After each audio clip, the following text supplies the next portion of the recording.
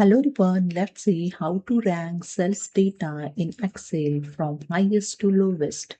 So here you can see the salesperson name and sales amount.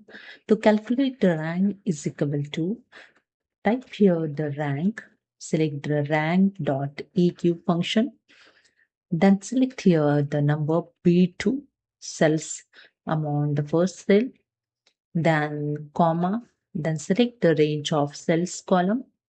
Then press the F4 to lock this range, then comma, 0 and bracket closed.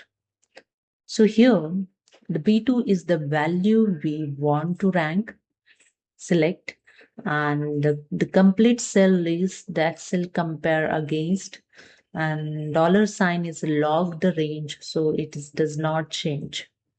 Okay, and 0 means rank from highest to lowest. So biggest sales amount gets the rank 1. Okay. So after that, press the enter and select the cell. Double click on this field handle and you can see the rank here calculated of every person. So let's see the one bonus tips. Select the entire rank column. Then go to the home tab, click on the conditional formatting, click on the top bottom rows and click on the top 10 item. Okay. Here I just edit the top 3 and you just select the color. I select the green color. After that, click on OK.